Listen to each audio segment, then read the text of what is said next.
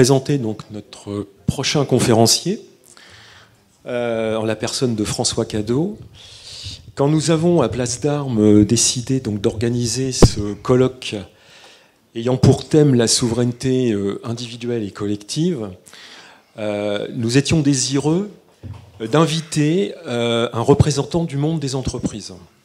En effet, quand on évoque le terme de souveraineté, ce qui vient tout de suite, ce qui accompagne la souveraineté, le terme, souvent, il est associé à la souveraineté politique, à la souveraineté économique, voire la souveraineté monétaire, la souveraineté alimentaire. Mais associer la souveraineté au monde de l'entreprise, ça ne vient pas forcément spontanément dans l'esprit du grand public. Et donc, nous avons invité François, qui est venu donc un petit peu combler nos lacunes. Voilà. Et notre invité va nous démontrer que pourtant, cette souveraineté est un enjeu très important pour l'entreprise, parce qu'elle est garante de sa bonne santé et de sa longévité. Pour vous présenter brièvement, vous êtes ingénieur en électronique et en informatique. Vous vivez à Angers, dans le Maine-et-Loire, et vous dirigez donc des entreprises depuis plus de 30 ans. Vous êtes notamment président de l'entreprise LogoSapiens, qui est un bureau d'études de logiciels à destination des entreprises. L'entreprise LogoSapiens, pour la présenter donc brièvement aussi, se distingue notamment des autres acteurs du numérique par la promotion des valeurs suivantes: éthique, intégrité, innovation, indépendance et partage. Pour LogoSapiens, la maîtrise directe de sa propre chaîne d'information est un enjeu stratégique, car cela permet d'optimiser et de sécuriser l'activité de l'entreprise à tous les niveaux, que ce soit celui de la production, celui de la gestion et celui de la commercialisation. Et lorsqu'on évoque la question de la maîtrise de la chaîne d'information, c'est bien la question de souveraineté numérique qui est posée. Et là, je vais me tourner vers notre aimable assistance pour lui poser 3 simples questions. Un petit test, histoire de savoir où vous en êtes en termes de souveraineté numérique. Premièrement, avez-vous lu, ou même simplement parcouru, les conditions générales d'utilisation des prestataires Microsoft, Apple ou Google, vous concernant? Deuxièmement, connaissez-vous le Cloud Act? Et enfin, savez-vous que toute donnée qui transite sur un serveur informatique sous drapeau américain va être systématiquement et préalablement analysée par la CIA? Alors, si vous confessez votre ignorance, ici, il ne vous en sera pas tenu rigueur, puisque François est là pour venir combler nos lacunes aujourd'hui. Et si ces questions sont vitales aux entreprises pour préserver leur confidentialité, leur faculté d'action, et puis aussi leur autonomie décisionnelle, il peut y avoir également des enjeux très importants pour les particuliers. Aussi, la question de souveraineté numérique peut alors être posée de la façon suivante: où se trouvent réellement mes données et que se passerait-il en cas d'arrêt de service de mes prestataires numériques? Eh bien, c'est à toutes ces questions auxquelles François Cadot va maintenant s'atteler à vous répondre. Je vous laisse donc la parole.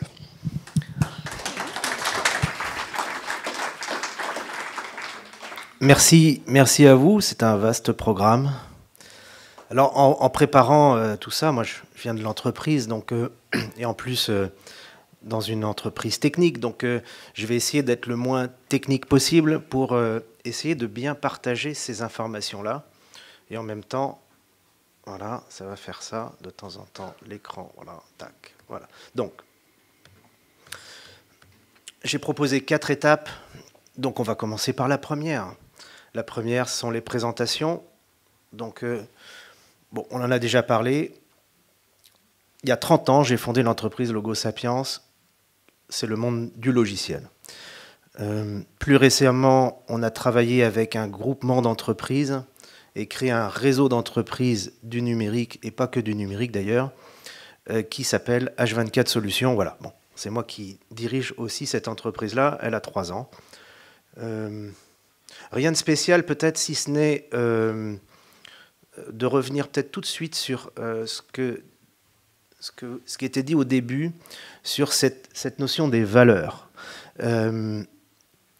Pourquoi on a fait un groupement d'entreprises? C'est parce qu'on pense que c'est intéressant de partager des valeurs. Et les 5 valeurs qui sont là ont été travaillées, réfléchies. Et à notre avis, c'est ça qui nous rassemble. Et je pense que des valeurs, ça rassemble. Et ce n'est pas habituel pour des entreprises de parler de valeurs en premier. Alors l'éthique, pour nous, c'est bien de dire que la performance technologique reste en harmonie avec le bien-être des individus et des organisations. L'intégrité, c'est la responsabilité dans l'intérêt du projet commun et de l'évolution de chacun dans ce projet. L'innovation, ça vous concerne peut-être moins à titre particulier, mais c'est toujours imaginer et mettre en œuvre des solutions de pointe. Et moi, mon préféré, c'est quand même l'indépendance. C'est préserver pour les entreprises leur autonomie décisionnelle et leur faculté d'agir. Voilà. Le partage, c'est une valeur qui n'est pas habituelle en entreprise. En entreprise, on n'a pas l'habitude de partager parce que tout est payant, l'argent. L'addiction à l'argent, c'est quand même le monde de l'entreprise. Bref, en tout cas, l'indépendance est là et c'est ça qui va surtout faire vibrer pour moi cette présentation. Comment on fait pour conserver sa faculté d'agir? Alors j'avais fait un rapide historique de mon parcours, mais ça n'a pas vraiment une grande importance, donc on va passer très très vite. Voilà, c'est comme ça qu'on passe très très vite. Qu'est-ce que le Cloud Act? Alors, j'ai pris ces informations sur Infonet, parce que c'est quand même assez intéressant. C'est assez simple, en fait. On va le lire ensemble, parce que finalement, je pense qu'une fois qu'on aura lu cette diapo-là, on peut presque s'arrêter là. Le Cloud Act est un ensemble de textes de loi mis en place en 2018 aux États-Unis sur le traitement des données informatiques. Il permet notamment au gouvernement américain d'exploiter librement des données personnelles de tous les individus américains et étrangers. Bon, ben voilà, déjà on est bien là. Qu'est-ce qui est imposé par le Cloud Act? Elles permettent de détourner les règles de protection des données qui seraient mises en place par les réglementations des pays de stockage.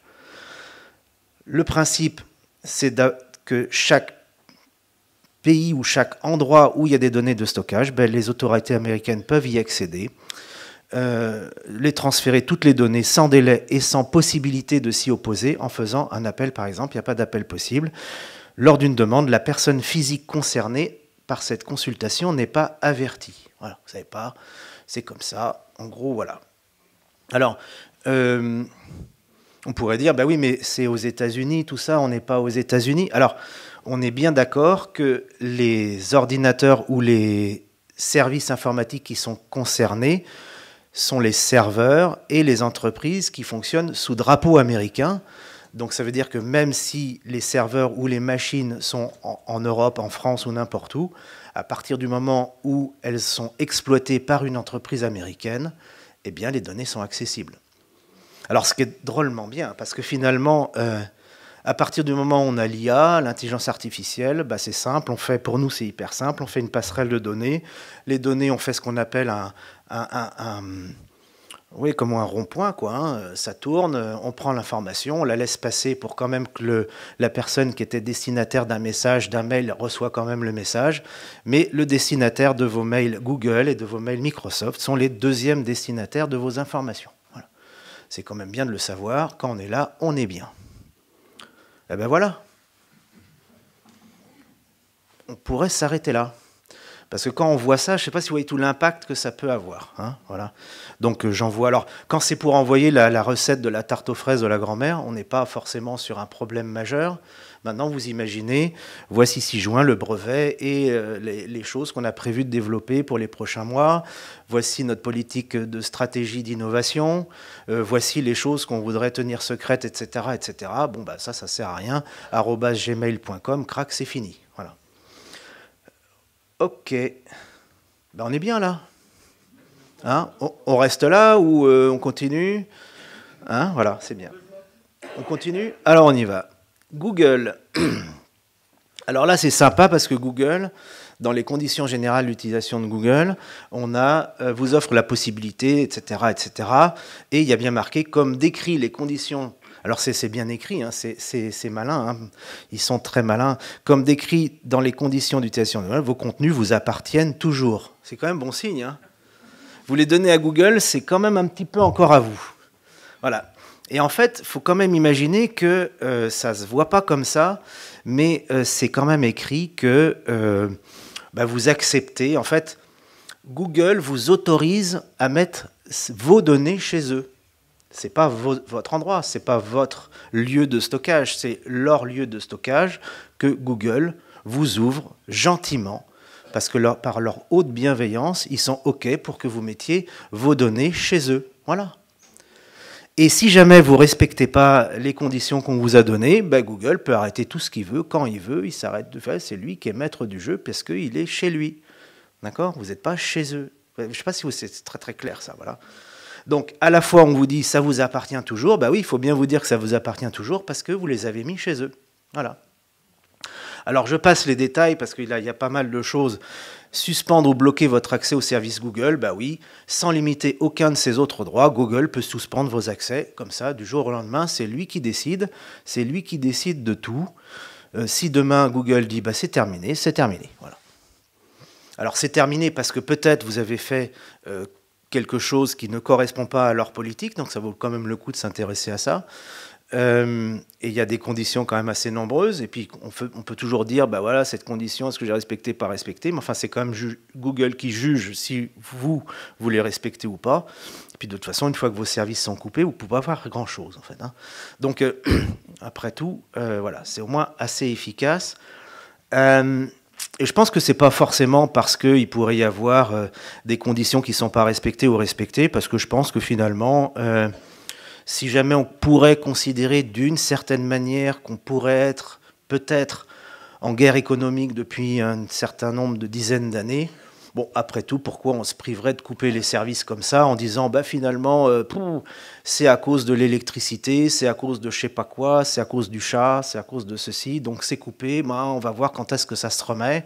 Et pendant ce temps-là, vous avez des entreprises, plein de gens qui ne fonctionnent plus, et c'est parfait, c'est exactement ça qu'on voulait.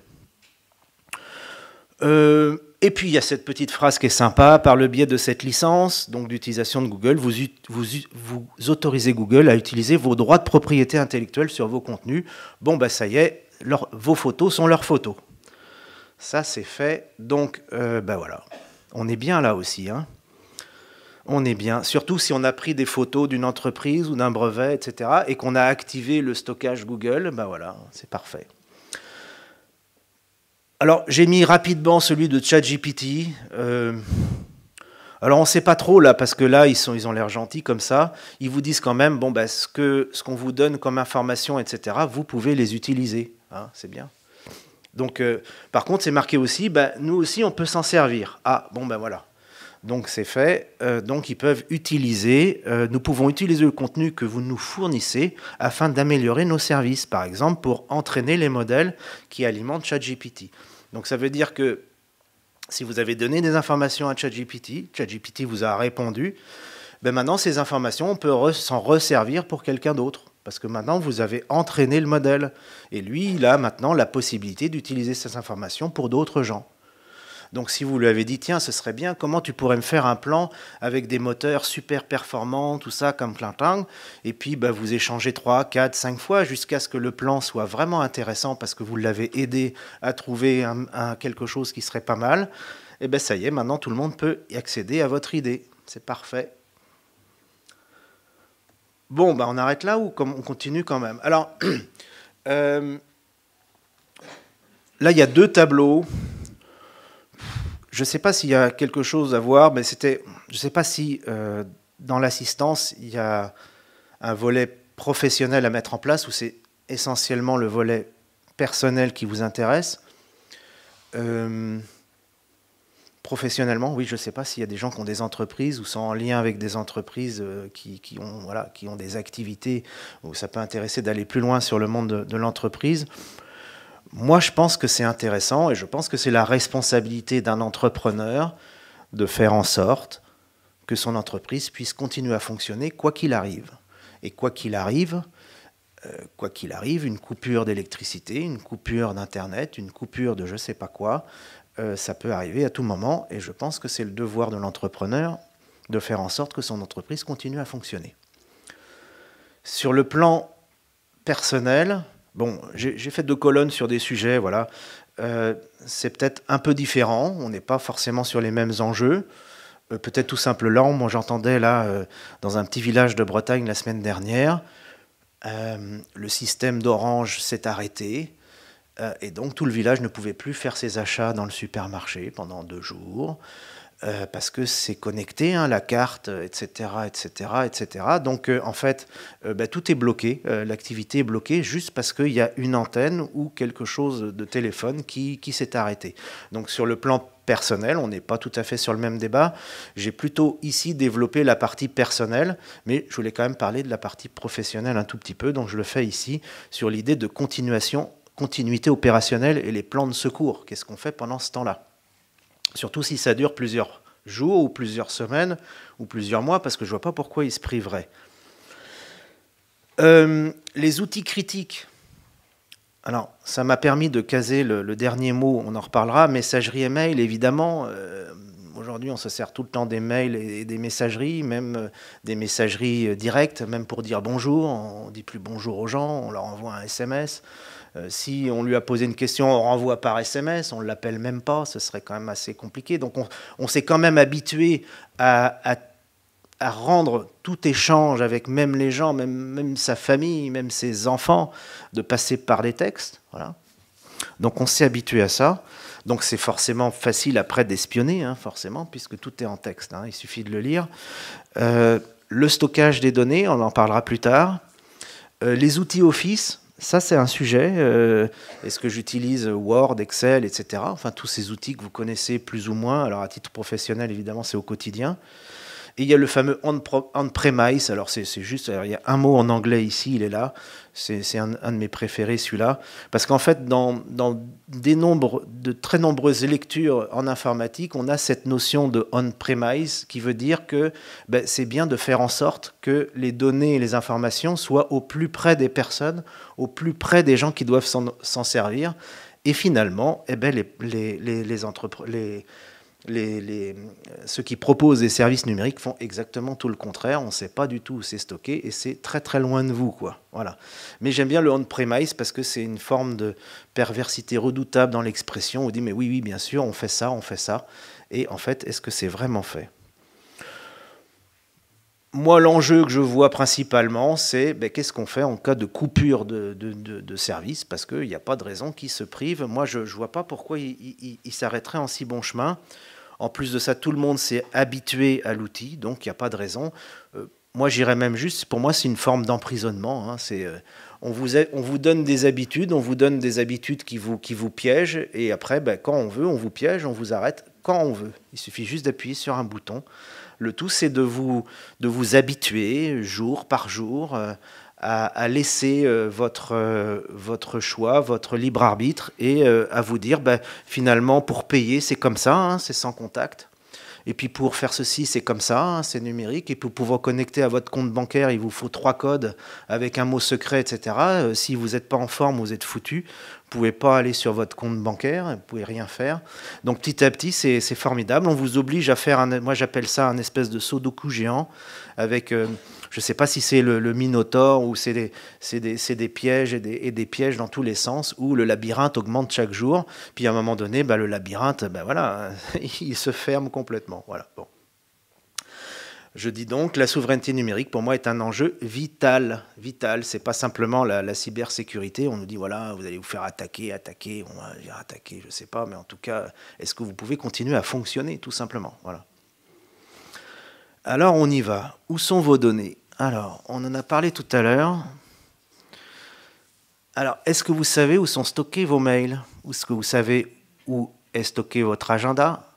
Parce que finalement, si ça s'arrête demain, est-ce que vous savez ce que vous avez à faire mardi prochain ? Et si vous ne savez pas ce que vous avez à faire mardi prochain, est-ce que vous savez appeler la personne avec qui vous deviez faire quelque chose mardi prochain parce que c'est encore dans le téléphone et parce que le numéro du gars, il est dedans à l'intérieur et qu'on ne peut plus l'appeler parce que du coup, oui, si ça s'arrête, ça s'arrête. Donc, OK. Et les contacts, vous savez encore appeler vos enfants si Parce que vous connaissez le numéro peut-être du numéro de téléphone portable des enfants à 10 chiffres et peut-être bientôt 12 chiffres, on y va. Où sont vos documents? Alors là, ça c'est marrant, j'ai scanné mes documents, j'ai tout rangé mes affaires, j'ai fait des dossiers numériques, c'est super, j'ai mon tableau avec les comptes, avec je sais pas quoi, et ça c'est où en fait? Et vos photos et vos films, ils sont où en fait? Voilà. Et ce que j'aime bien aussi, c'est le petit dernier, c'est est-ce que vous utilisez des logiciels en ligne? C'est-à-dire que vous pouvez avoir l'impression que vous avez le droit d'utiliser par exemple un traitement de texte, mais est-ce que finalement, en cas de blocage, ce traitement de texte, il va continuer à s'ouvrir en fait? Pas sûr. Pas sûr, on est bien. Alors voilà, j'ai dit, bah tiens, voilà, pensez-vous pouvoir continuer à travailler si l'accès à Internet est coupé? Voilà, coupe l'Internet. Est-ce que vous continuez à travailler? Alors ça, je parle plus pour une entreprise, mais voilà.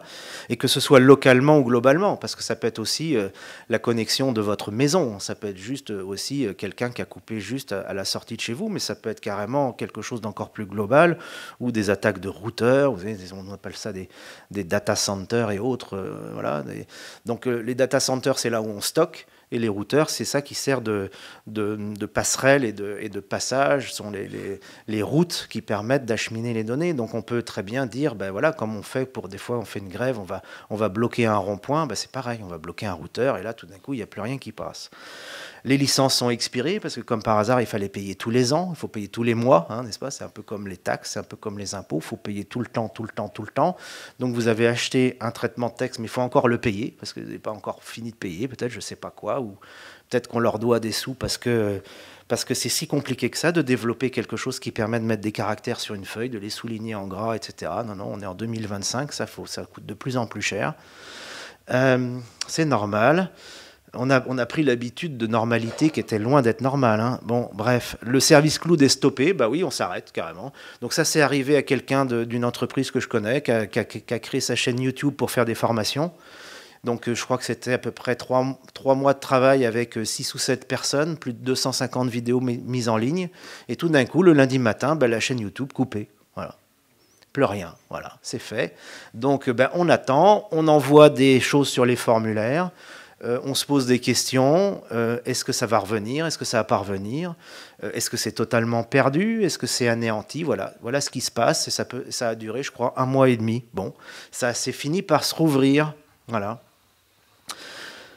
Alors là, la sécurité qui bloque, ça j'adore ça, le fameux SMS qu'on reçoit avec le code à 74 chiffres qu'il faut retaper pour être sûr que c'est bien vous. Qu'est-ce qui se passe? Du coup, si vous ne recevez pas le fameux chiffre qui vous permet d'ouvrir la porte à la banque, parce que du coup, si vous ne le recevez pas, cette fameuse super sécurité pour vous protéger, vous êtes même vous-même à l'abri de pouvoir aller à votre compte. C'est parfait. Donc là, on vous a mis en toute sécurité, et puis comme ça, quand on veut, vous n'y allez plus. Comme ça, c'est formidable. Et on vous dit juste, c'est un bug. Donc ça reviendra quand ça reviendra. Voilà, c'est super, on s'est habitué à ça, l'informatique fait à peu près ce qu'il veut de vous, c'est super, on s'est habitué. Alors là, pour que ce soit peut-être plus facile, on y va. Est-ce que sans Internet et sans téléphone, je peux contacter un ami, je peux accéder à mes affaires, je peux faire mes courses et vivre au quotidien? Est-ce que je peux avancer dans mon travail? Eh bien, vous allez voir qu'à un moment donné, ça fait frissonner. Parce que si vous ne vous posez pas cette question-là, grosso modo, vous vous rendez compte que potentiellement, vous ne pouvez pas faire grand-chose. Voilà. Moi, j'ai toujours dit aux gens, je pense que c'est toujours bien quand même d'avoir quelques billets de banque dans son portefeuille, parce que sinon, quand on arrive avec le paiement sans contact avec la carte bleue et que ça ne marche plus, on ne peut pas acheter à manger pour les enfants. On ne peut pas. C'est juste qu'on est obligé d'attendre une autre fois. Faut attendre que l'informatique ait décidé que vous puissiez acheter vos pommes de terre, quoi. Voilà, hein. C'est juste ça. Voilà, parce qu'on n'a même plus les espèces. Alors même en plus, quand on paye avec des espèces, on passe même pour un plouk. Voilà. C'est, il ne sait pas qu'on peut faire sans contact. Alors voilà. Puis alors pour certains, on a dit aux personnes âgées, mais si tu payes pas sans contact, tu vas passer pour un abruti. Donc forcément, après, ça fait chic. On se dit voilà, j'y arrive. Alors un résistant ou je sais pas quoi. Il y a tous les mots parce qu'en fait, il y a aussi il y a un résistant à la limite pour les plus malins, mais il y a aussi quand même cette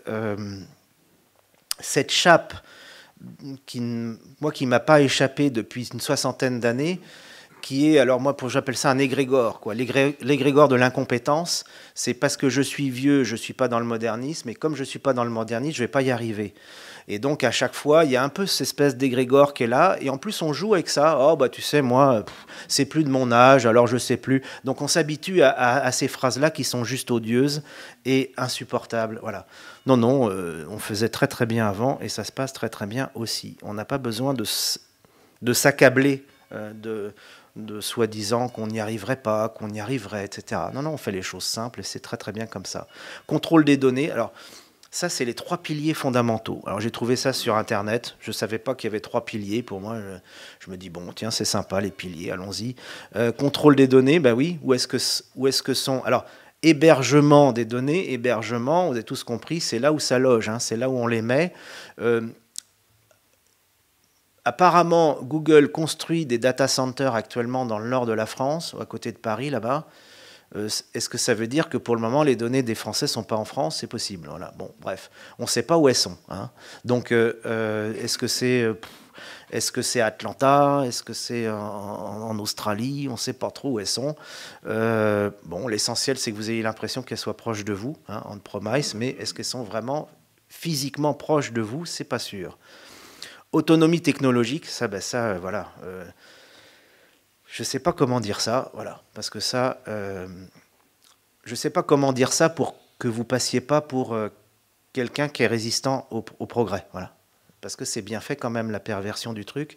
Donc, si vous dites que voilà la technologie, etc., on va tout de suite vous donner une idée que ben voilà vous n'êtes pas dans le coup. Hein. Et résilience numérique, ben voilà, c'est comment je fais pour continuer. Même quand ça ne marche plus. Alors, j'y vais parce que ce que je vais dire là, c'est pas du tout agréable, c'est pas du tout sympa, et on a un peu l'impression d'être dans un... Ah, moi, je rigolais ce matin, je dis on est encore dans un schéma d'addiction, parce qu'on nous a mis une addiction, cette espèce d'objet avec des écrans, etc., où tout le monde est dessus du matin au soir et regarde son écran, et bien finalement, on est dans un schéma d'addiction. Voilà, il faut dire les choses. Donc sortir d'une addiction, c'est compliqué. C'est compliqué pour plusieurs raisons, parce qu'il faut faire un effort. Alors, on n'a pas été habitué à faire des efforts, parce que depuis, voilà, on va dire depuis une dizaine, peut-être même une quarantaine d'années, on apprend aux gens à plus faire d'efforts. Et c'est pour ça d'ailleurs qu'ils se font piéger en permanence, parce que même maintenant pour ouvrir la porte de la maison, pof, on appuie sur le téléphone et la porte de la maison elle s'ouvre. Ah, c'est quand même magique, c'est super, plus besoin de clé, rien du tout, extraordinaire. J'aime bien cette idée de la clé de la maison sur le téléphone. Vous voyez où on peut aller, hein, c'est énorme. Et donc on ne fait plus du tout d'efforts, alors quand il faut faire un effort, c'est oh là là. Est-ce que je vais y arriver et est-ce que c'est vraiment essentiel? Est-ce que je ne pourrais pas quand même faire autre chose que ça? Alors, la première idée, et on a travaillé là-dessus avec une équipe ici, dire je pense que ça vaudrait bien déjà d'avoir peut-être un ordinateur portable sous Linux. Alors vous allez me dire, ça y est, il revient avec son truc, il nous reparle encore de son satané machin, on ne sait pas trop ce que c'est, encore un gros mot. Voilà. Parce qu'en fait, Linux, c'est un système qui est libre de droit. Donc logiquement, vous n'avez pas besoin de payer pour avoir ça. Et puis vous n'avez pas besoin de payer pour continuer à avoir ça. Parce qu'il y a l'idée de payer pour l'avoir et de payer pour continuer à l'avoir. Parce que là, c'est marrant, Microsoft dit il faut payer pour continuer à avoir ce que vous avez déjà payé. Ça c'est l'habitude, hein, c'est juste normal. Hein, ça vous semble normal? Moi, pas trop. Alors, on se dit, tiens, alors on a tous un ordinateur, voilà, on ne sait même pas trop si c'est Windows ou autre chose. Puis en plus de mettre autre chose, ça semble... juste hallucinant. Donc on a dit aux gens, je pense qu'il y a un truc qui peut être pas mal de faire. Ça vaut le coup d'essayer. Je vous conseille de le faire. On peut vous aider pour faire ça. C'est de prendre le vieil ordinateur qui est tout poussiéreux dans le placard, là, qui ne sert plus, l'ancien ordinateur portable, de souffler un bon coup dessus, enlever la poussière et de se dire, tiens, et sur ce machin-là, si je mettais Linux. Voilà. C'est pas si compliqué que ça se fait à peu près en un quart d'heure, 20 minutes. Et après, c'est là qu'on découvre que c'est pas si simple, c'est pas difficile du tout. On peut y arriver très simplement. Et que finalement, on a fait quelque chose qui est de dire, tiens, maintenant, j'avais un ordinateur qui marchait plus, qui était trop vieux. En plus, avec Linux, il est pas trop vieux, il va vite. Parce que comme par hasard, finalement, quand on met Linux dessus, ça va plus vite. Ah, bon, ça vaut le coup d'essayer, non? En plus, il n'y aura pas de clé de verrouillage de système. Quand on sera passé une certaine date, ça marchera encore. Et puis voilà, quoi. Premier conseil. Alors, je ne sais pas, à partir de ce moment-là, si je continue ou si ça vous parle, ce que je dis, parce que j'imagine que là, j'ai commencé à parler un peu de technique. Bon, je continue quand même. Oui, pareil pour les logiciels, parce que si vous avez le pack Office ou les logiciels Office, etc., même combat, dès qu'on a envie de couper les choses, c'est possible de les couper. Alors, est-ce qu'il n'y a pas des logiciels qui marchent tout seuls, qu'on n'a pas forcément besoin d'acheter et qui peuvent continuer à fonctionner, même quand on ne continue pas à payer? D'ailleurs, c'est bien, on n'a pas besoin de les payer. Donc là, moi, j'en ai mis 3. Moi, je ne vois pas comment on peut s'en passer de ne pas utiliser ces 3-là. Voilà. LibreOffice, bon, c'est le Office qui est libre du monde entier, hein, c'est très, très utilisé. Il n'est pas tout à fait pareil que ceux de Microsoft, et généralement les gens s'en plaignent, ils disent c'est pas tout à fait pareil, et ils ont raison, c'est pas tout à fait pareil. OnlyOffice, c'est un gratuit aussi. Alors là, celui-là, il est un peu plus pareil, et ça ressemble mieux, et généralement les gens arrivent à s'en servir relativement bien, et celui-là, il coûte 0 €, et il n'y a pas de mise à jour, et il n'y a pas à payer tous les mois. Thunderbird, c'est un outil qui remplace ou qui est l'équivalent de Outlook, hein, le fameux Outlook, hein, voilà.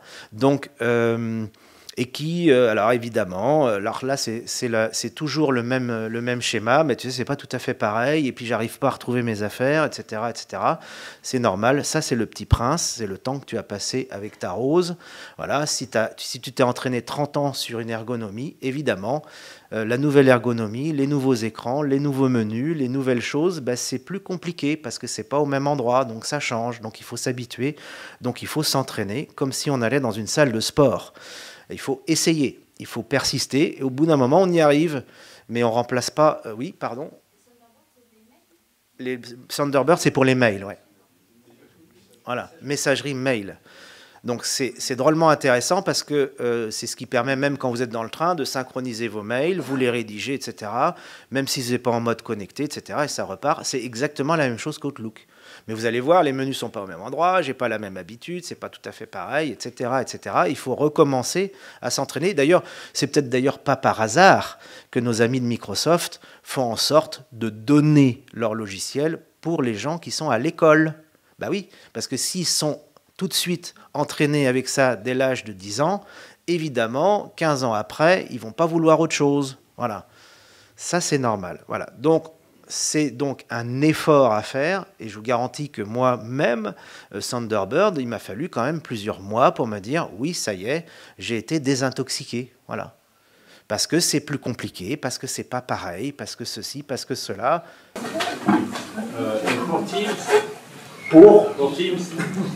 Pour Teams, on en reparlera juste après. J'ai quelque chose pour vous pour Teams. Pour Teams, il y a Jitsi. Voilà, J-I-T-S-Y.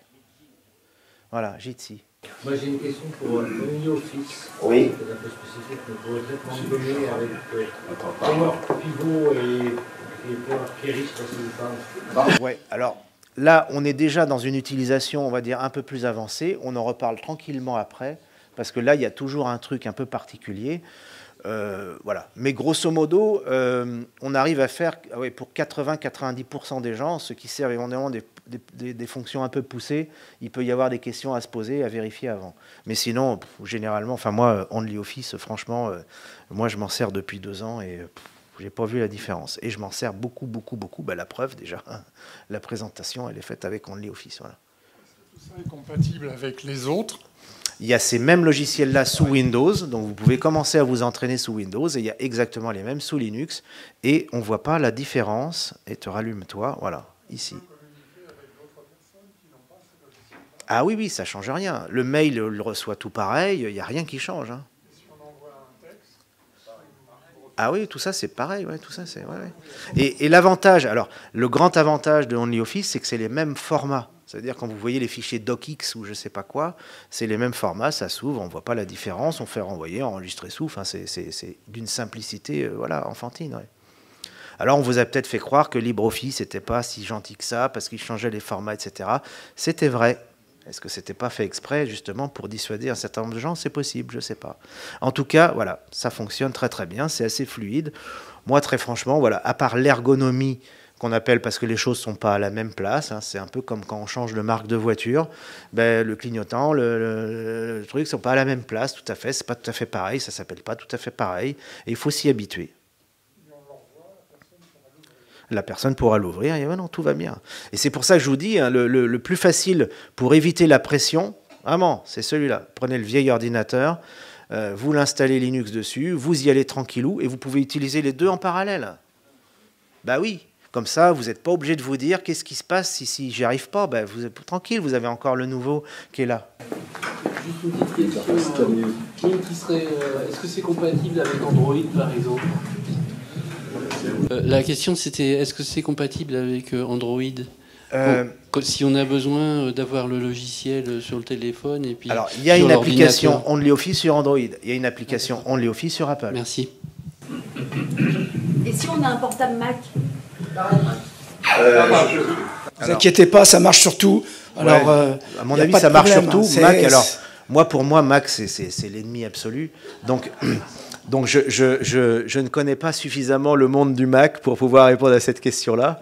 Voilà. Mais après, voilà, je pense que oui, mon épouse a un Mac et elle ne se plaint pas de pouvoir installer ces logiciels-là, mais je ne connais pas ce monde, ce mot-là. Je travaille sur tous les trois, donc ça marche. Non, la réponse. Merci, monsieur.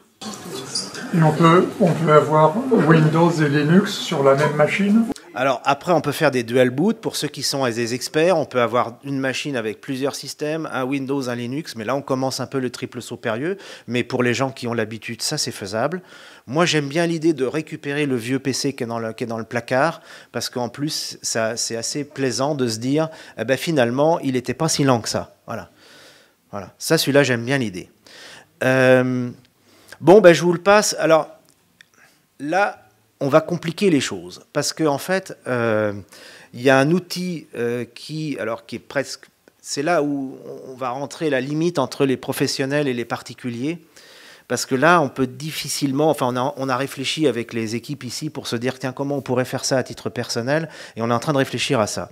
C'est le fameux Nextcloud. Le fameux Nextcloud, en fait, c'est quoi? C'est une suite logicielle qui permet de faire un certain nombre de choses et qui est la même chose que Google, Microsoft et autres, et c'est Nextcloud. Alors, pourquoi je parle de Nextcloud? Parce qu'on peut en héberger, on met des serveurs, etc., on met Nextcloud dessus, et on a exactement la même chose que Google, stocker ses données, etc., etc., etc. Bon, voilà. Alors, quand c'est pour une entreprise, c'est assez facile parce que ça va concerner 10 personnes, 20 personnes, 30 personnes, mais on peut réfléchir, et nous on a commencé à réfléchir là-dessus, on n'a pas encore abouti, ça faisait partie des échanges avant qu'on prépare n'est-ce pas, qu'on prépare cette conférence-là, c'est comment on fait si on est un individu, parce que y a forcément un peu plus de boulot, on ne peut pas faire ça toujours soi-même, etc., surtout en mode hébergé, ou surtout si on veut mettre un outil comme ça pour soi à la maison tout seul. Je pense qu'on reviendra vers vous par rapport à ce genre de sujet, parce que, voilà, vous allez comprendre pourquoi juste après. Alors, pourquoi je le dis? Parce qu'on a travaillé, nous, sur quelque chose qui s'appelle H24 Office, et en fait, qui est un habillage, qui est une simplification, qui est une automatisation du fameux Nextcloud. Nextcloud, c'est pareil, c'est dans le monde libre, et ça nous permet de faire des clouds pour gérer les documents, et surtout que ces documents, ils sont sur nos serveurs, et notamment sur des serveurs que on loue, nous, chez quelqu'un qui partage nos valeurs. C'est pour ça que c'était important que je vous le dise au début. Partager nos valeurs et au-delà de ces valeurs, ça peut être intéressant en disant, tiens, du coup, on est sûr de là où sont localisées les données, puisqu'on peut même avoir l'adresse et on peut même appeler la personne qui s'en occupe, puisque lui, il est un data center tier 4, on ne peut pas faire plus haut que ça en France, et on a mis des serveurs là-bas pour ceux qui voudraient avoir des H24 Office ou des Nextcloud. Pour le moment, je n'ai pas la solution à titre personnel, parce que le premier abonnement d'un H24 Office, c'est 36 € par mois, donc c'est cher pour un particulier, et ça paraît complètement difficile de dire à des gens, vous allez commencer à payer quelque chose alors que c'était gratuit, quoi. Bon, alors si c'était gratuit, c'était parce que c'était vous le client, mais en même temps, ou c'était vous qui étiez emprisonné, mais bon, en même temps. Donc on est en train de réfléchir à comment on pourrait pas, par exemple, faire un H24 Office mutualisé à une centaine de personnes, qui ferait que peut-être il y aurait une solution pour ça, un peu plus sympathique. Voilà, on est en train de réfléchir à ça. Ça fait partie des sujets et on espérait pouvoir présenter quelque chose là, mais c'est quand même un peu plus de travail et réfléchissons-y. Voilà. Synology, j'en parle, c'est assez sympa, c'est des petites boîtes comme ça, toutes noires, ça coûte pas si cher que ça. Vous pouvez les mettre chez vous et vous pouvez stocker plein de choses. Stocker vos photos, notamment, voilà, sortir les photos, par exemple, de la chose dont vous avez parlé tout à l'heure, Apple, voilà, voilà, de Google, voilà, bon, sortir les photos d'ici et les mettre dans la boîte qui est chez vous. Alors après, c'est toujours pareil, si ça prend feu chez vous, etc., etc. Alors il y a peut-être un mix à trouver, mais ça, effectivement, ça évite peut-être qu'un jour, vous n'y ayez plus accès du tout. Et en tout cas, ça vous évite aussi de payer au bout d'un moment, parce que c'est assez pervers, hein. Vous mettez des photos, puis après on dit, on peut plus mettre de la place, il faut payer, parce que vous avez atteint la limite, c'est votre limite, hein, c'est devenu votre espace, donc c'est devenu votre limite, et il faut payer pour ça. Et puis en plus, comme vous n'avez jamais pris l'habitude de stocker, de ranger des choses, ça vous paraît complètement infaisable, et vous n'avez pas fait l'entraînement rangement de mes affaires, quoi. Donc voilà. Et NASkeeper, c'est une entreprise avec qui on travaille qui peut permettre de mettre justement cette boîte sur Internet dans un data center qui vous permet d'avoir le bénéfice, en fait, d'avoir vos affaires à un endroit sur Internet. Voilà. C'est l'heure, c'est ça? Ah bon, pardon. J'ai pas l'heure, alors je me rends pas très bien compte. Quand on aime, on ne compte pas. Non, c'est bon. On est bon? Ouais, vous me feriez signe, hein? Voilà, c'est bon, c'est 4 minutes de trop. Ça, c'est pareil, ce sont des outils... Alors, j'ai mis OVH Webmail, parce que finalement, OVH est quand même en France, et leurs serveurs sont quand même en France, donc il n'y a pas de raison de ne pas parler d'OVH. On peut avoir une boîte mail pour, on va dire, une vingtaine d'euros par an, c'est pas si cher que ça, et là, au moins, on est sûr qu'on a ces mails en France. ProtonMail et Tutamail, voilà, ce sont des gens qui proposent des mails libres, confidentiels, etc., etc., qui permettent pour vous d'avoir des boîtes mail qui sont voilà, gratuites. ProtonMail, c'est des boîtes mail gratuites. Et puis nous, évidemment, on a nos propres boîtes mail aussi, mais c'est pareil. Là, on n'est pas sur du gratuit. Voilà. Bon. Alors, ProtonMail, a priori, ils étaient en Suisse au début, et maintenant, ils ont déménagé en Finlande. Ouais. Donc, ils ont... Voilà, donc ProtonMail, voilà, c'est très très connu, hein, on utilise beaucoup ProtonMail. Hein, voilà, bon. Après, la question qu'on se posait, voilà, est-ce qu'on ne fait pas un H24 Office pour tout le monde? Et puis voilà, bon bref. Alors là, c'est des gros mots, on va passer vite. L'avantage de Nextcloud et éventuellement de H24 Office, c'est que ça vous permet aussi de stocker vos contacts. Ça veut dire que vos contacts, vos listes de contacts qui sont dans votre téléphone, mais vous ne savez pas où sont les noms et les prénoms des gens, etc. Je ne sais pas si vous avez par précaution fait un export de tout ça en tableau, etc. pour garder vos contacts. Parce qu'en fait, quand vous changez de téléphone, vous faites automatiquement le passage et la sauvegarde de tout ça. Donc c'est par leur haute bienveillance, les apporteurs de services font tout seul, tout vous-même, comme ça vous ne savez même pas où sont vos données, et comme ça c'est magique, et du coup vous ne savez même pas si vous avez vraiment vos contacts avec vous, donc voilà, les numéros de téléphone, l'adresse, etc. des gens, vous ne savez pas où ils sont. Donc ça, j'ai mis des gros mots, hein, CardDAV et CalDAV sont des techniques qui permettent de synchroniser les annuaires et de faire en sorte que vous puissiez les gérer et savoir où sont vos données, voilà, pour de bon, voilà. Là, on rentre un petit peu plus dans la technique, mais voilà. Et puis, voilà, on arrive à la fin. J'ai testé pour vous. Il y a plusieurs gens qui... Voilà, c'est bien ça.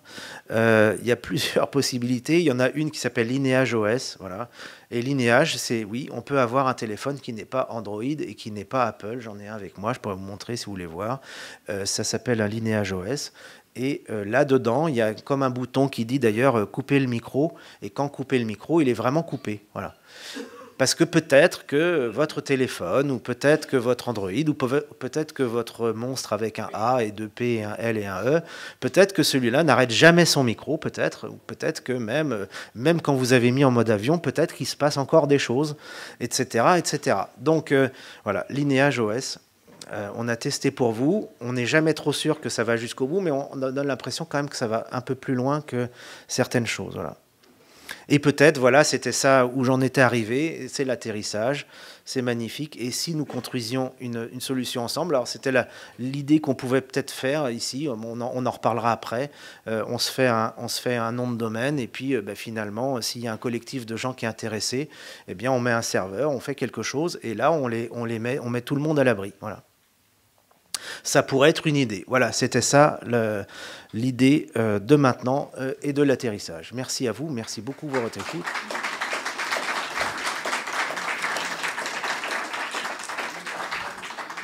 Des questions? 3 minutes.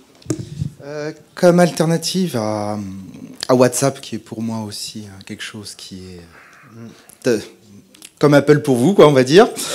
Ouais. Qu'est-ce que vous nous proposez pour si certains veulent utiliser une IA autre que ChatGPT, okay, et pour envoyer un mail sécurisé, parce que même si on utilise ProtonMail, à un moment ça va sur l'autoroute, et sur l'autoroute on peut être regardé par qui veut. Alors on y va, on met la ceinture.